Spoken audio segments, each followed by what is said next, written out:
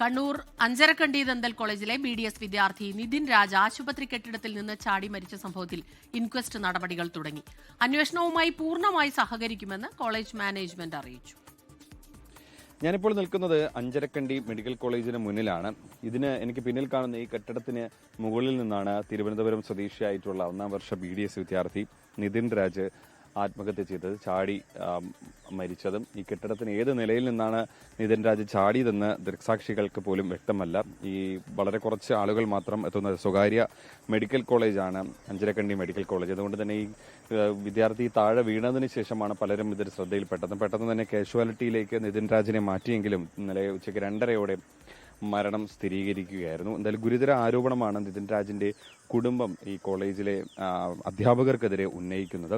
കാരണം റാഗിംഗ് നേരിട്ടു എന്നൊക്കെയായിരുന്നു ആരോപണം. പക്ഷെ നമ്മൾ ആശുപത്രി മാനേജ്മെന്റുമായി സംസാരിച്ചിരുന്നു. ഇതുവരേക്കും നിതിൻ രാജ് മാത്രമല്ല അധ്യാപകരുടെ ഭാഗത്തു നിന്നും അത്തരത്തിൽ മോശമായ പെരുമാറ്റം ഉണ്ടായതായിട്ടും വിദ്യാർത്ഥികൾ ആരും പരാതി നൽകിയിട്ടില്ല എന്നാണ് ആശുപത്രി മാനേജ്മെന്റ് വ്യക്തമാക്കുന്നത്. അന്വേഷണവുമായി സഹകരിക്കുമെന്നാണ് അവർ പറയുന്നത്. ഇപ്പോൾ മൃതദേഹം ഈ ആശുപത്രിയിൽ തന്നെയാണ് ഉള്ളത്. ഇപ്പോൾ പോലീസ് എത്തി ഇൻക്വസ്റ്റ് നടപടികൾ നടത്തുകയാണ്.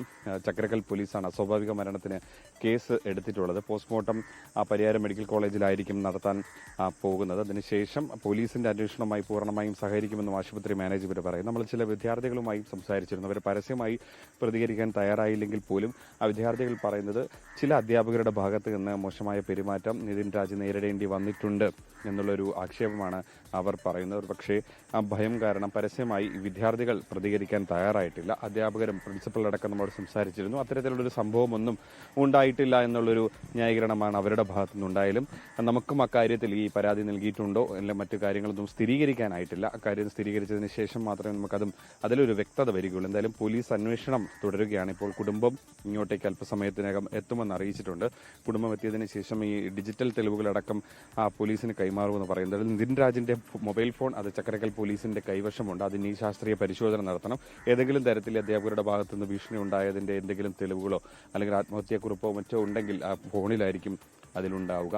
എന്തായാലും അതിന്റെയൊക്കെ പരിശോധനയ്ക്ക് ശേഷം മാത്രമാണ് അതിലൊക്കെ കൂടുതൽ വ്യക്തത വരികയുള്ളൂ. എന്തായാലും ദാരുണമായ സംഭവമായിരുന്നു. 1ാം വർഷ BDS വിദ്യാർത്ഥിയാണ്, 22 വയസ്സാണ്, തിരുവനന്തപുരം സ്വദേശിയാണ്. അദ്ദേഹം ഇന്നലെയാണ് എനിക്ക് പിന്നിൽ കാണുന്ന ഈ കെട്ടിടത്തിന് മുകളിൽ നിന്ന് ചാടി ആത്മഹത്യ ചെയ്തത്.